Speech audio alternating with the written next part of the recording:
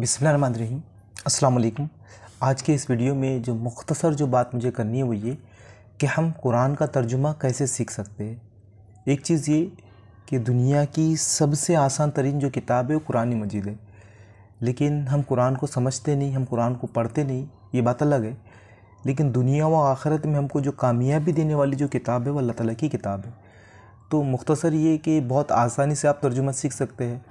मैंने कोशिश इस बात की कि मैं भी कुरान का तर्जुमा बहुत आसान है। जब मैं सीख रहा था तो मैं मुख्तलिफ़ सीगे याद करना पड़ते थे, मुख्तलिफ़ चीज़ें पढ़ना पड़ती थी, लेकिन मैंने जो सीखा आसानी से तर्जुमा वो मैं आपके सामने अपने तजुर्बात रखता हूँ कि इतनी ज़्यादा चीज़ें हैं नहीं। जहाँ तक कि ये समझा जाता है कि कुरान को सीखना एक मुश्किल है। एक आलिम और एक फ़ाजिल सीख सकता है, एक मुफ्ती सीख सकता है, जिसको एक लंबा वक्त देना पड़ेगा, लेकिन इतना ज़्यादा टाइम देने की कोई ज़रूरत है नहीं।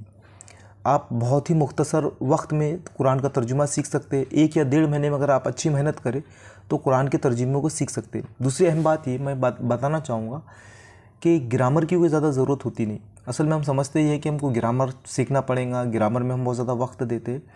तो एक प्ले स्टोर से कुरान वन ऐप आप डाउनलोड कीजिए, उसमें जो लफ्ज़ी तर्जुमा आता है उस लफ्ज़ी तर्जुमे को याद कीजिए, उसको रट्टा मारिए। बस जितना रट्टा आप मार सकते हैं उसको आप रट्टा मारिए। मैं डिस्क्रिप्शन में लिंक भी दे दूँगा। तो हाफिज़ नज़र साहब का है, फ़रत हाशमी साहब का तर्जुमा है, साहिबा का तर्जुमा है, तो आप उसको लफ्ज़ी तर्जुमे को याद कीजिए, लफ्ज़ टू लफ्ज़ याद कीजिए। जिस तरह से आप है अल्हम्दु तमाम तारीफ़ें लिल्लाहि अल्लाह के लिए, रब्बुल आलमीन रब है तमाम जहानों का, तो इस तरह से लफ्ज़ी तर्जुमे को आप याद कीजिए, एक एक लफ्ज़ को याद कीजिए और फिर उसका बगैर ट्रांसलेशन वाले से तर्जुमा कीजिए। तो बहुत आसानी से आप कुरान का तर्जुमा सीख पाएंगे। तो हमारे पास बहुत सारे वीडियोज़ आपको मिल जाएंगे कुरान का तर्जुमा सिखाने के लिए। तो मैं ये कहूँगा कि कुरान का तर्जुमा सीखना बहुत आसान है, बहुत आसानी से आकर आप कुरान का तर्जुमा सीख सकते हैं।